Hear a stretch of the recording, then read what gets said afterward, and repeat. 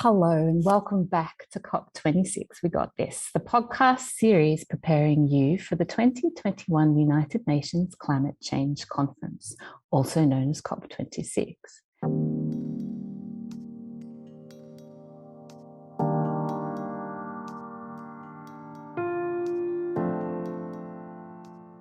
COP26, we got this.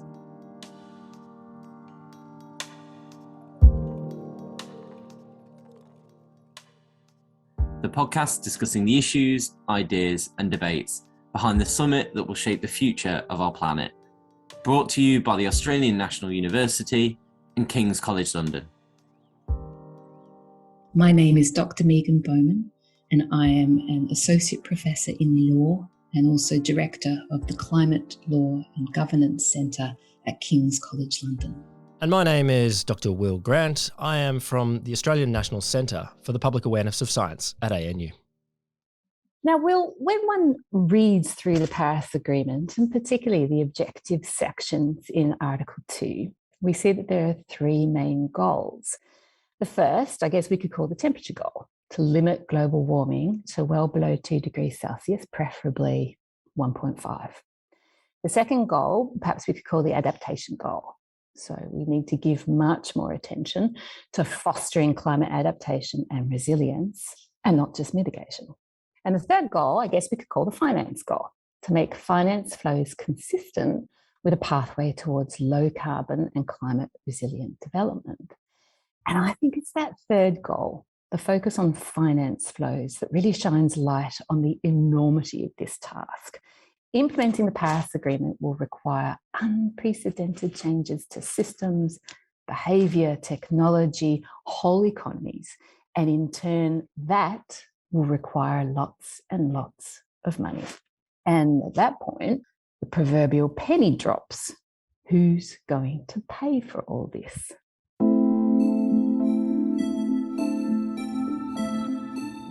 Developed countries have a responsibility under the Paris Agreement to provide climate funding to developing countries to help them.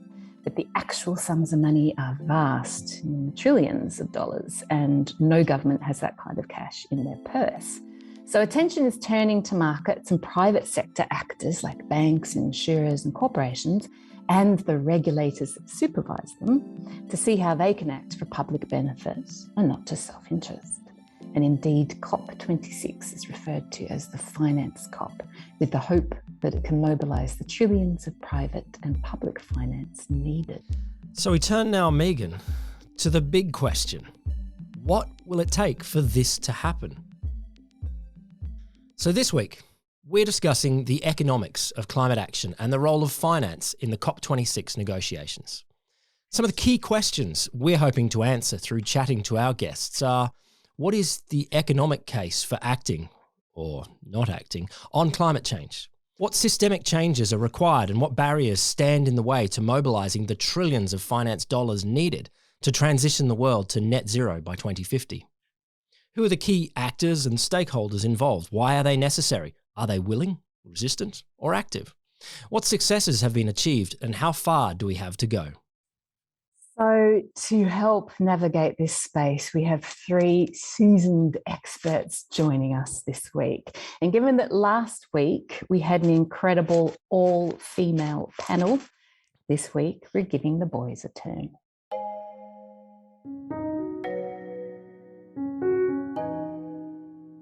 So introducing firstly, Professor Frank Jotzo, who's a Professor of Environmental Economics at the Australian National University's Crawford School of Public Policy and Head of Energy at the ANU Institute for Climate, Energy and Disaster Solutions. His research and project leadership spans economics of decarbonisation, net zero emission systems, policy instruments for emissions reductions, and international dimensions of climate change policy. Frank has advised federal and state governments in Australia and international organisations, and he is a lead author with the Intergovernmental Panel on Climate Change. After we hear from Frank, we'll turn to Professor Howard Bamsey.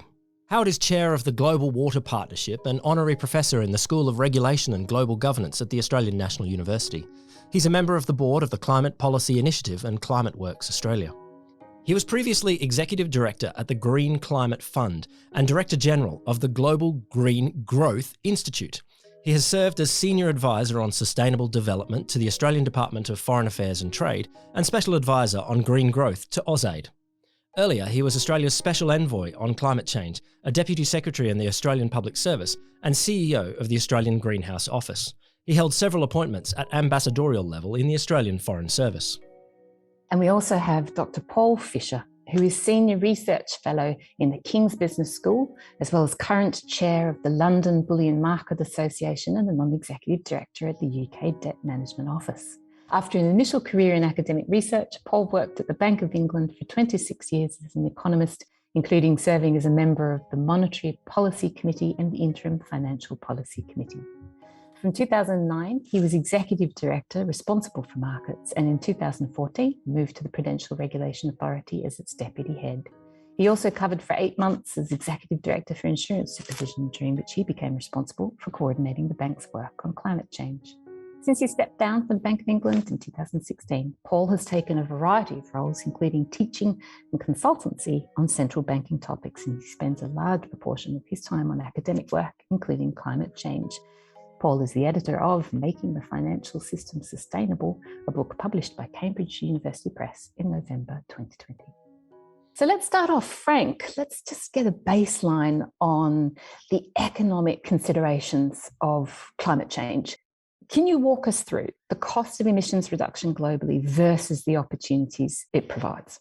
Yeah, so it all starts really with climate change impacts. And what we do know among all the uncertainties is that acting on climate change and acting strongly on climate change is absolutely economically worth it, because what's coming down the line in terms of climatic impacts on our human systems, on our economies, is really of an enormous magnitude, and we will do well to limit this to the extent that we absolutely can. And so there's a massive body of academic, well-founded work that sits behind that. And it's not just about the mean expected scenario, right? It's about the uncertainty and about the possibility of truly bad economic outcomes if we let climate change go unfettered. And so the cost-benefit analysis is clear.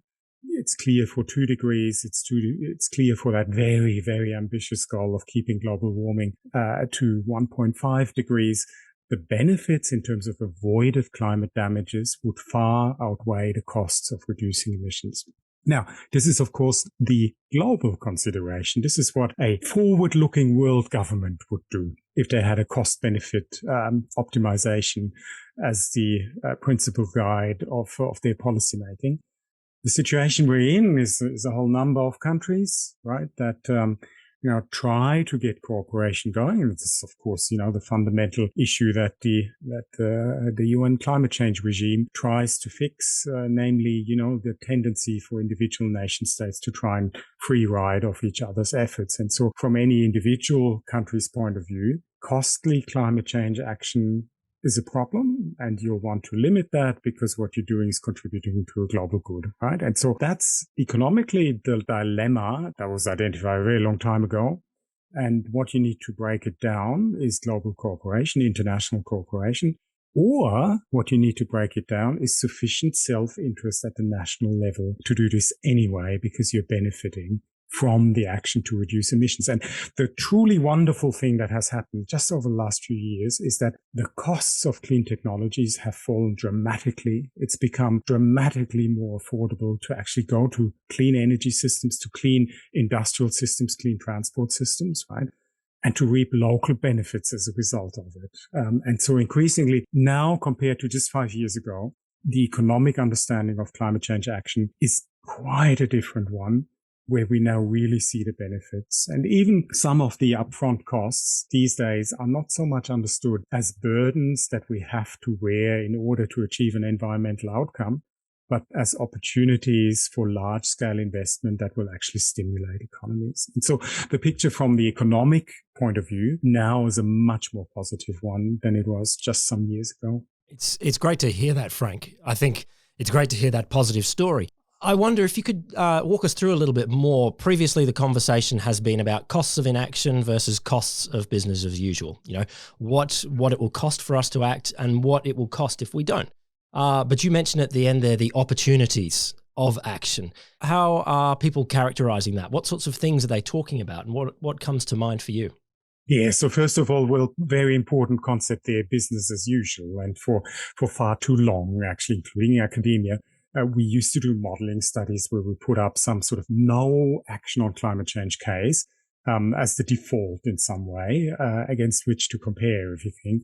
And we're no longer in that situation at all, right? So there is significant effort to reduce emissions in many parts of the world.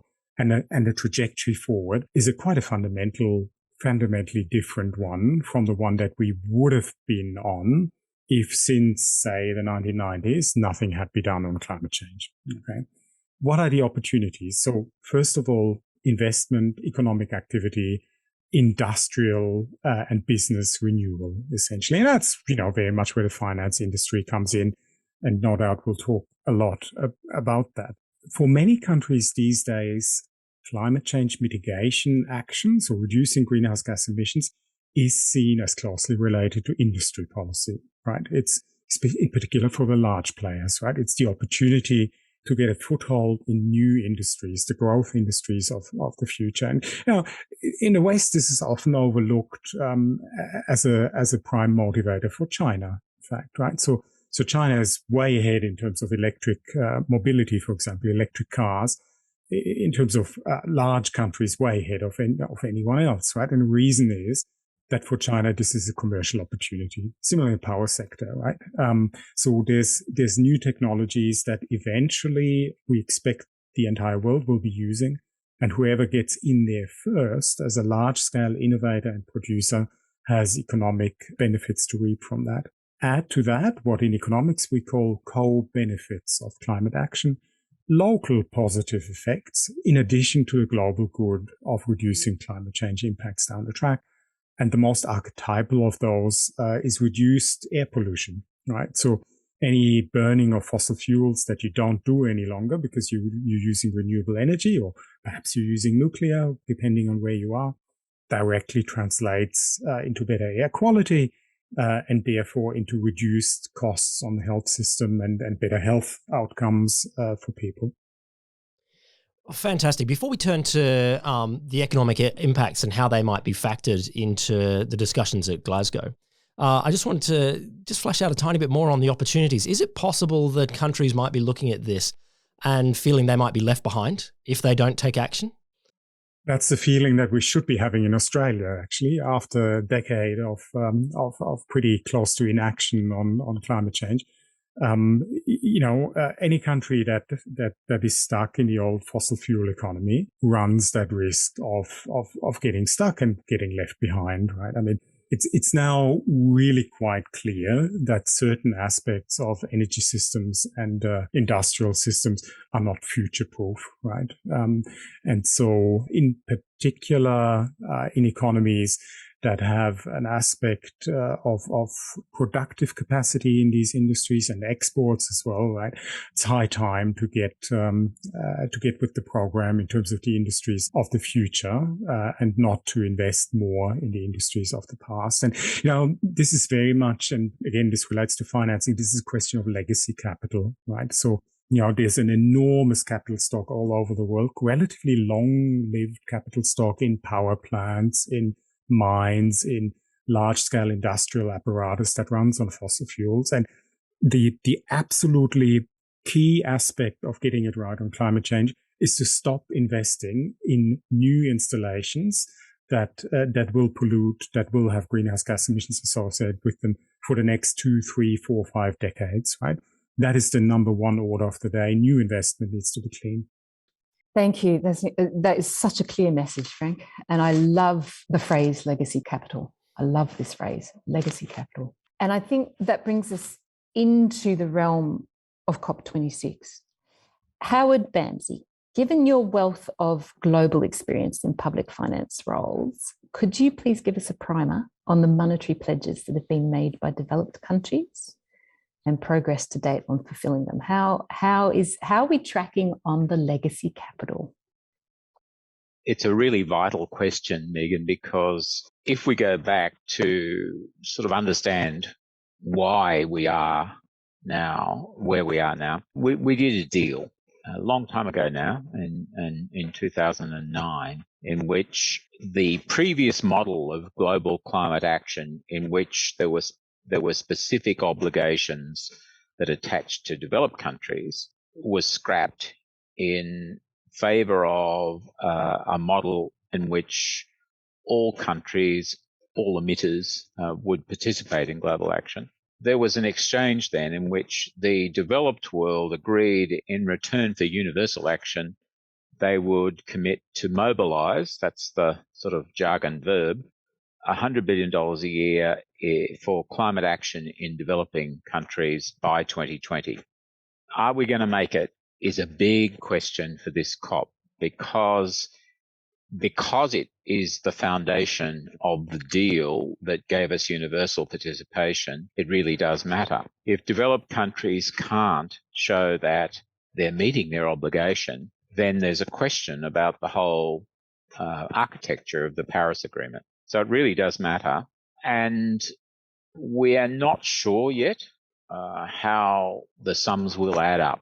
We won't be sure probably for a couple of years about what the total was last year, and whether that's being matched and even increased now. In other words, we know the trajectory generally is increasing, but we're not sure about the quantum precisely.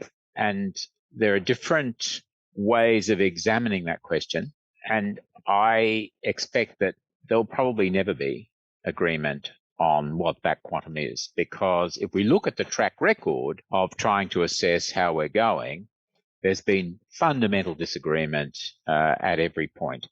The OECD is courageously keeping at it and trying to analyze the financial flows that they see and that they're able to assess, but they're criticized all the time. And one of the problems is that if we go back to what does it mean for meeting the costs of the transition to a climate-friendly economy globally, you can look at it in the way, that you introduced the topic earlier by positing this need for trillions of dollars of investment.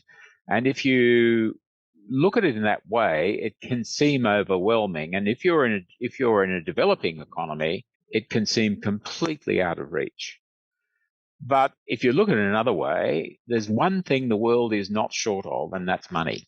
There's plenty of it hanging around, a lot of it wasting its time sitting in bank accounts doing not much at all, or building climate unfriendly infrastructure.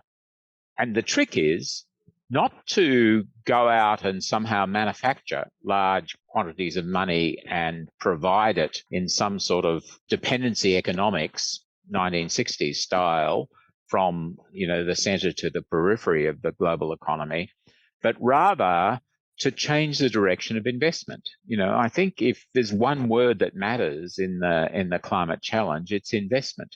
And if governments, because that's where the obligation sits, and that's where the levers also sit, if governments can provide the right settings and incentives, then they will change the direction of investment in the way that Frank was describing. And there's no reason not to, because as Frank was making clear, the opportunities for good returns on investment in this new economy are very strong and apparent. So against that sort of background, though, we move into the COP, where the politics carry more baggage than more political baggage or divisive baggage than that sort of cool analysis of what's required would suggest. And so we do have this obligation that has to be met. And there's a whole agenda sitting around that really matters. And what we can expect at COP26 is that obligation will be one of the central issues in the finance discussions. And we can also expect that, almost as a way of proving the importance of that, there will be lots of cries from the heart from the developing world about the failure of the developed world to meet the conditions that developing countries have placed in their conditions for external financing. And it's a very complicated picture. I mean, one of the responses you get very often from developing countries is, if you look at the OECD analysis of how the $100 billion a year is being mobilized, some of it's coming from investments from within developing countries. So in India, for example, there are a lot of Indians who are now investing in renewable energy in India. And for some developing countries, that's a betrayal of the deal that was done back in 2009, because it's not seen as developed countries mobilizing finance. So the definition of mobilize becomes quite important and very disputed in the context. So it's going to be, in other words, you can see all the ingredients there for a real Barney about whether developed countries have met their obligation. I don't think anybody can definitively, for all those reasons, questions of definition, still waiting on the data, anybody will be able to say definitively it's going to happen or not, or developed countries will have met their obligations or not. But there will be a lot of disputation. So that will colour the whole process of the COP, because it will be, and there'll be other issues that do the same thing, but this one in particular will taint the process with a sense of a moral question. Have developed countries kept their word? So, Howard, you mentioned before that there would be a bit of a Barney here. Now, no doubt you have the 3rd of November circled in your calendar, like all of our listeners do, like I do, because that day is Finance Day at COP26. From your experience as a negotiator, how does that Barney manifest on the 3rd of November? What will people be putting forward? There'll be recriminations from one side, and there'll be optimistic statements from the other within the negotiating community. But I think that what we'll see in that climate action grouping that forms around the negotiators, that's the rest of the from about 3,000 to 25,000 if we get the usual numbers in Glasgow. Sorry, 3,000 to 25,000 people attending. There's a climate action community of people, business people, academics, civil society, all sorts of people.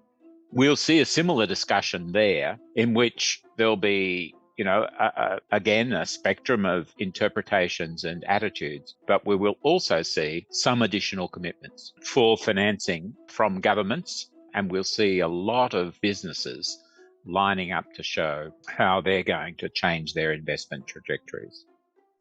So it sounds like it's a very important day, obviously. And in fact, it's the first substantive topic that they'll be covering after the opening proceedings. So I think just if we look at the ordering of the topics and themes that will be covered each day for the COP, finance is the first theme on the first day after the opening the opening proceedings, the opening ceremonies, which I think really it indicates so clearly that it is front and centre. So in a nutshell, Howard, just for those of us who are not, we're getting a very good sense of what needs to come out of this COP in terms of finance, investment, mobilisation, commitment, and also a renewed, in a perfect world, sense of trust. In a nutshell, what would you say are the finance asks at COP, and how likely are they to be? That question suggests that there is a finite answer. That you could quantify what's required. There'd be some degree of consensus around it, and then there'd be a question of whether it's met. But actually, it doesn't work like that, because it wouldn't matter if a whole range of countries came out with, triple or quadruple their current commitments. There would still be a debate about whether it was enough. There would still be the spoilers in the negotiation, and there are enough of them, who would say whatever it is, it's not enough, because we have all of these costs that developing countries are incurring as a result of developed country emissions and whatever it is, it can't back it up. So don't expect at the COP that there's a sort of rational discussion about how much is required and whether we can get there, and that we'll all sit around in a sort of studious way and figure it out. It will remain a political discussion. The ask will be for more. There was a sort of settlement a few years ago where the target was for post-2020 was set at some generic fashion at improving, but there was no specific number to add from the 100 billion. That was if you like, one of those compromises that enabled something else that the decision-making process of the COP is full of. So I think we'll just see countries asking for more.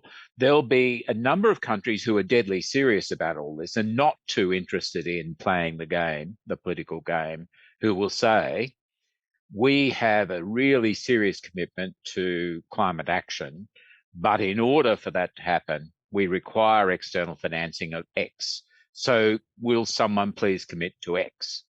And that debate will take place. There will be 20 or 30 countries in my mind who have that sort of serious commitment.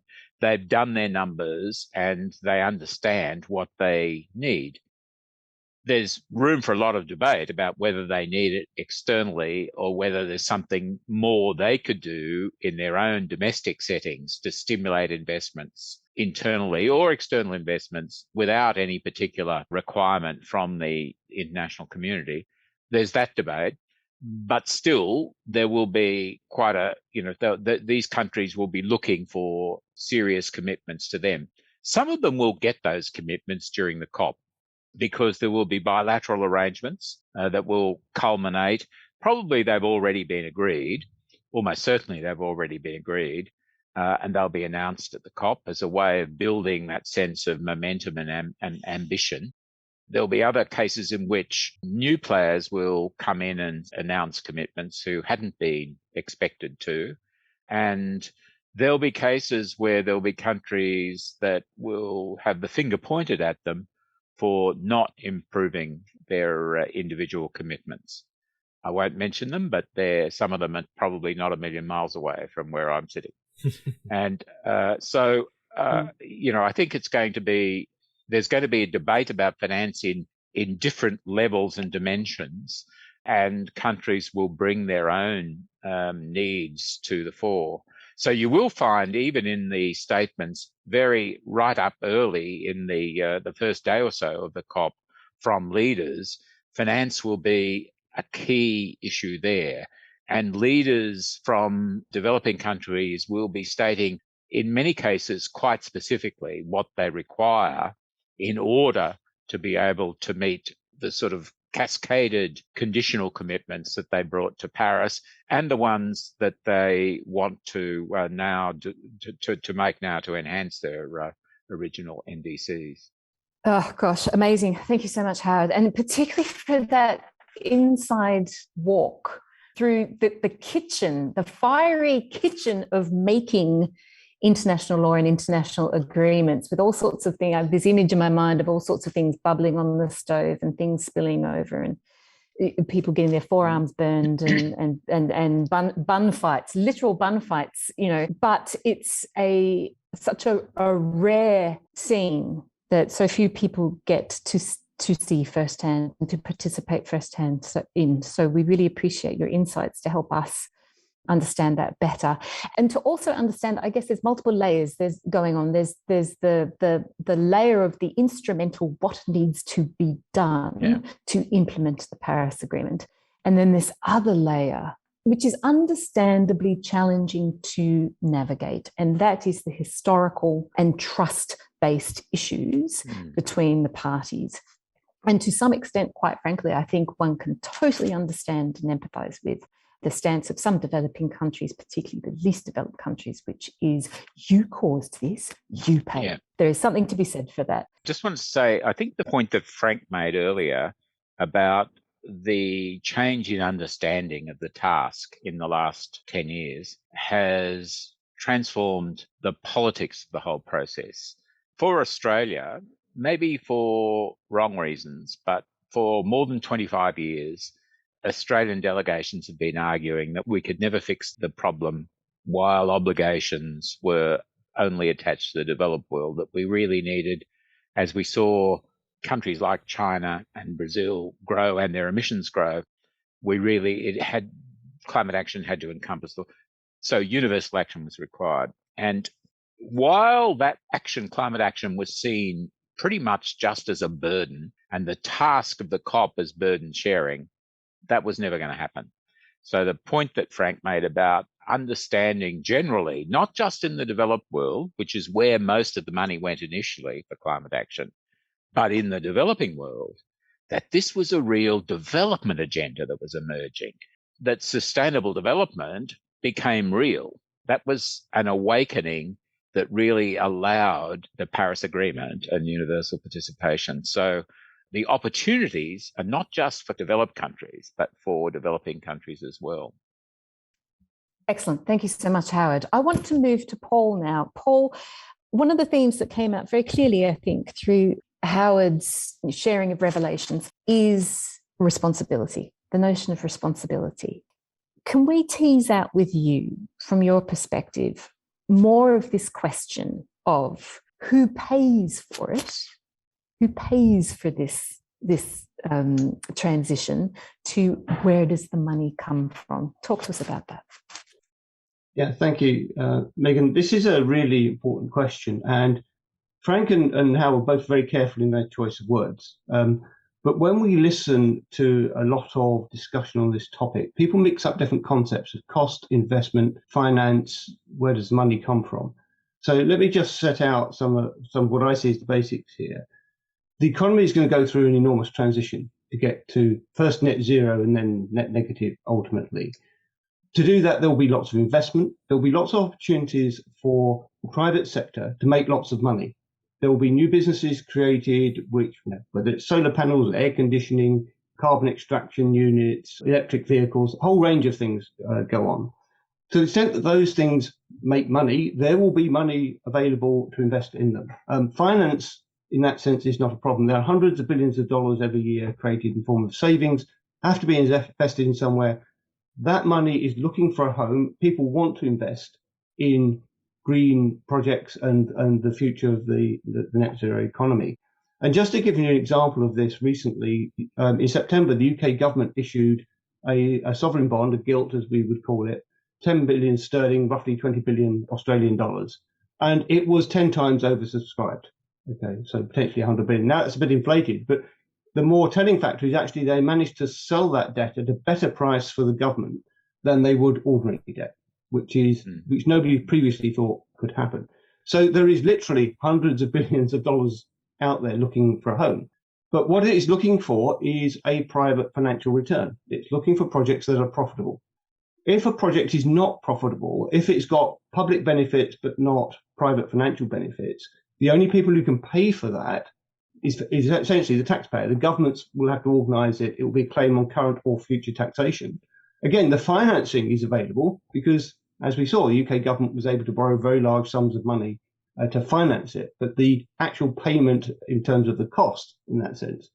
But most of the investment that's needed will not have a cost. Most of the investment will actually generate financial returns.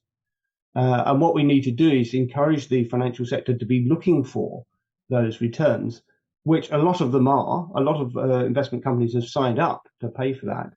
But at the margin, the credit providers can do more. They can go out and look for opportunities to lend, particularly with ordinary households who often need a bit of persuasion to insulate their homes or change their lifestyle. Sometimes that needs cash and they're a bit reluctant to borrow. And banks in particular could be doing more to go out to their customers saying, we've got the financial solutions to you. They are self-financing. It's not a cost. It's an investment which will generate a financial return for you. Paul, you mentioned there before billions of pounds, billions of dollars looking for a place to go. Is momentum growing in this space? Is that very different from what it was like, say, in 2015? Yeah, if you look at things like the only real asset class we have at the moment is the green bonds market. And you can look at that is rapidly accelerating, actually not just in green bonds, things like social bonds and other things, but We're still trying to build the infrastructure to support that market, to have clear labelling so that investors can have confidence that when you buy a green bond, that it is really green. And the European Union are doing work to underpin a European green bond label, for example, in that space. And so a lot of that money is there. The real problem we have right now is not enough projects to invest in. It's not a problem of supply finance. There's plenty of money looking for a home. What we're missing is the supply of projects that are privately financeable. And this is where governments really have a responsibility, because they can act on the real economy. They can make things more attractive by using legislation, by using taxes, by using subsidies to enable that and encourage that investment to take place. So let me give you one specific example. At the moment, by international treaty, aviation fuel is not taxed at all. So essentially, we are subsidizing air travel relative to other forms of transport.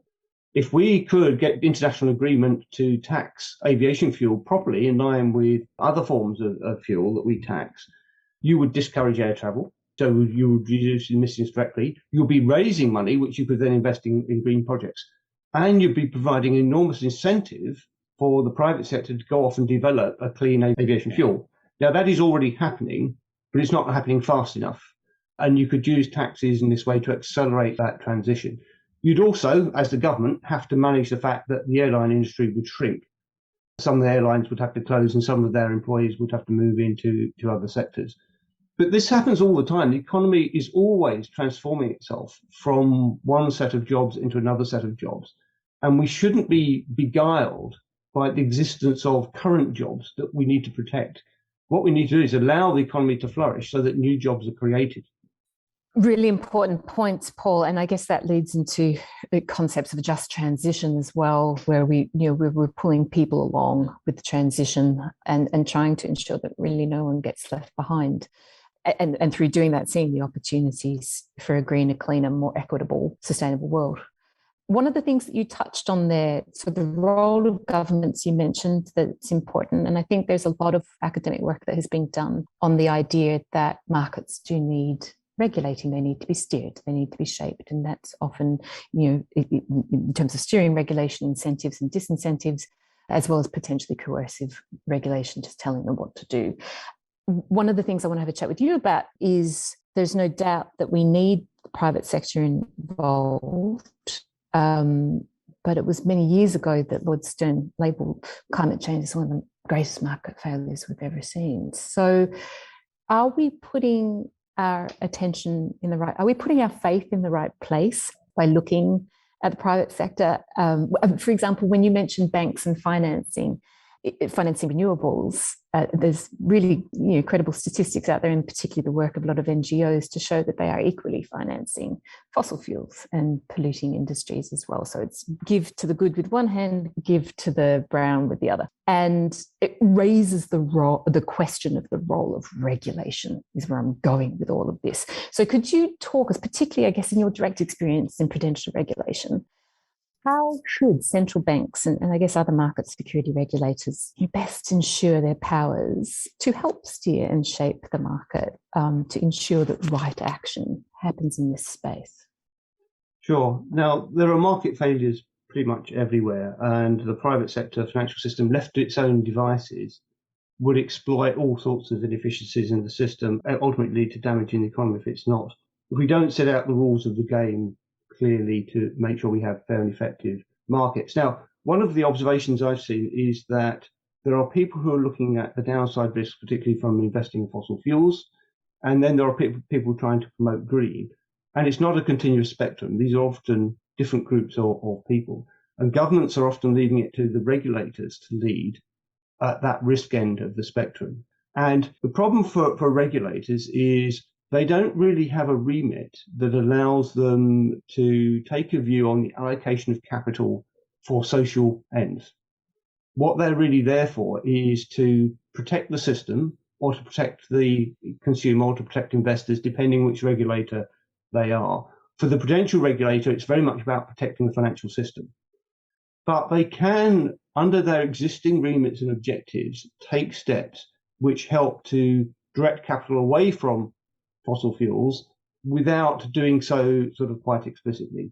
So the big risk here is that fossil fuels have a big downside risk attached to them. The markets for these are going to drop away. They might do so very suddenly. We have seen such companies go bust quite suddenly because of policy changes already. And so this represents a material risk to the banks and other authorized institutions. And what the regulator can do is say, you must do your risk management properly. And if you're not doing it properly, we may threaten to give you a higher capital charge. And that will cost you money until you get it sorted out. So they can take direct action, but the action has to be taken through that lens of risk rather than where you want the money to be ended up. Now, hopefully you end up in the same place. But the regulators have to operate within their legal mandates and remits, even if they've got government support. So they have to be slightly careful about how they do it. But that's what's happening now. In the UK, we've gone a bit further. The government can, in addition to the regulators, the government can set laws which the regulators can then enforce. So in the UK, we now have the senior managers regime, where within every financial firm, at least the larger firms, there has to be an individual person accountable for managing the risks from climate change to that institution. And that tends to sit with the chief risk officer in the big banks, for example. So that's making somebody personally accountable for making sure the risk is managed. We're also doing currently some concurrent stress tests against a climate shock for the big banks. Now, they've promised on this first one, which is exploratory, not to raise capital requirements as a result, but no such guarantee for future such exercises. And what it will do is make the financial sector aware of the risks it's facing. And once you make people aware of the risks, they'll have to do something about it in terms of their own processes. And finally, you've got a whole raft of things around disclosure. You can make financial firms disclose the risks they think they're facing. And for me, the most important behavioral aspect of that is you can't disclose a risk until you've actually gone out and measured it yourself. I don't think a lot of firms realize how big their risks are, but once they've actually done the analysis, they're going to want to say, well, we can't possibly publish that. We'll have to change our model before we get there. And then hopefully investors will also be able to discriminate a bit more between those who are most at risk and not. So there's a whole raft of things that can be done in the regulatory space, but they have to be done in the name of risk reduction, protecting the financial system. But fortunately, that becomes aligned with the climate objectives. And then you've got other regulators such as conduct regulators who are busy working on greenwashing, which is more about protecting the green side of investments and trying to stop people claiming things to be green when they're not. But again, it's interesting how you get these separate pools, one lot working on risk and another lot working on greening. And actually, I think I agree with you that fundamentally, what we need to do is stop the financial sector financing fossil fuels and the risky end of the economy. And to me, that's a much bigger, more immediate challenge than promoting green, because I've got no doubt that the financial sector will fund green markets because it's going to be profitable for them to do so. That's an amazing point there, Paul. Look, Megan, I think there's one thing I'd really love to hear from all three of our guests, Frank, Paul, Howard. Just to wrap this up, what do you think will be required to mainstream sustainable or climate finance, particularly in the short time frame that we need to get things done? Frank? Yeah, many things will be needed. I will nominate a comprehensive policy and regulatory framework in every country, really, that incentivizes investment in zero emissions opportunities. And that can be done in very many ways. And very obvious one is a carbon price for an emissions trading scheme or carbon tax. But direct regulation also has its role there. And it needs to be complemented by R&D, by investment facilitation. And just to pick up on a point that you made, Howard, early on a lot of capital being available, but not necessarily being deployed, right? And part of that is related to uncertainty, not so much, not only uncertainty about future technological and economic developments, but also uncertainty about future policy settings and market settings. So that's holding a lot of things up, right? And so imagine, for example, like we have here in Australia, an electricity market that runs for a model that is dominated by coal and gas, right? And so this is how revenue is determined. And it is quite unclear what will be the revenue flows and the prices in the market in an electricity grid that will be dominated by wind and solar, right? We simply don't know. What we do know is that regulatory reform will be needed in order for that market to function for those energy sources that provide electricity at zero marginal cost, because it doesn't matter whether you have them running or not, all of the cost is upfront, right? And so that is currently holding investment back, because investors know that technically speaking, this is the future, but they can't make a convincing case in every case to their boards that this will in fact be privately profitable, right? And this can be fixed. This is in the hands of governments, of regulators, to create the policy settings and the regulatory settings that will actually work for these systems that are zero carbon. That's what needs to happen. Fantastic, Frank. Howard? Well, I'm not an economist, but let me go back to quoting one Nick Stern, and Megan said earlier that he'd made the point that this is a market failure. And so really it's fixing the market failure, I think, that needs to happen. And that means we have to recognize in the economy the costs that business as usual is bringing. And we're not doing that yet. And so the sorts of points that Paul was making earlier, that Frank has made about need for regulation and disclosure and understanding risks and making them apparent, all those things have to happen. And then we'll no longer have a market failure, and the market will be able to meet the need. We'll still need, just to go back to this question of mobilizing capital, we will still need public funding in substantial quantities to deal with the smaller market failures that arise because of lack of scale or isolation or a whole range of other factors that mainly affect developing countries. And so we will need a continual flow of funding from the developed country purse for climate action in the developing world. But the more we fix that overweening market failure, then the easier it will be to meet developing country needs without increasing substantial public funding flows. Thanks, Howard. And Paul, anything further that you think is needed in this mainstreaming climate finance? Yeah, I think there's sort of two things, one from the public side, one from the private side. From the public side, governments need to do a range of things. They need to set targets to achieve net zero. We're beginning to see that in a number of countries. You need a list of initiatives which you're planning to undertake to get you there. We're starting to see that. What we're missing is a transition plan which would give us confidence that this list of initiatives is going to get us to that endpoint. And so we're still not quite convinced, even as these plans get worked up and improved and come out, that governments really have got a grip on how we're going to get to net zero. That's one thing. And that would inform the private sector hugely if we had that. And I think every private sector industry will need its own transition plan once you've got the government, the plan there, or maybe the private sector will have to go first. In the private sector, I think it's something more cultural.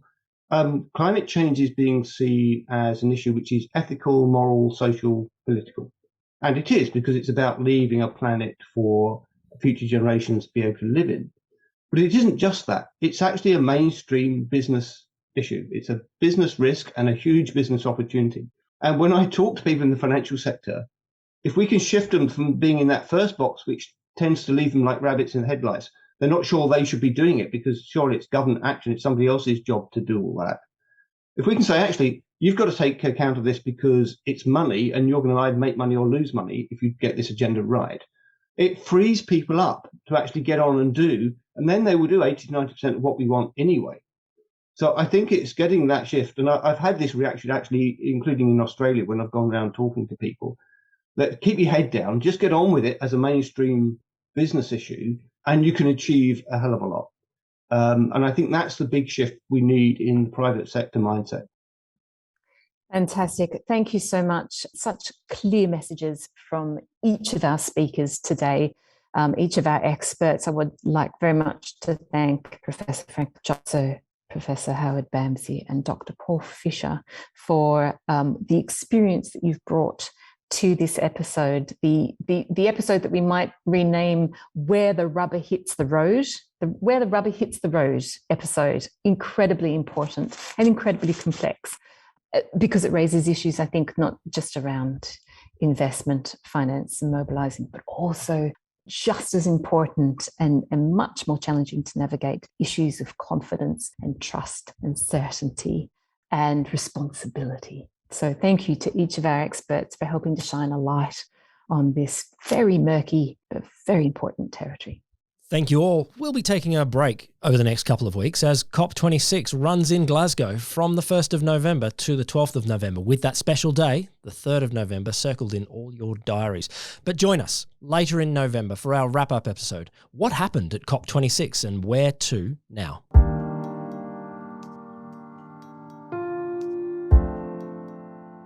This was a special production by the Australian National University and King's College London. Our producers were Lamise Kazat, James Bagley, and Julia Staposka, with editing from Rachel Wall and music from Dean Smith.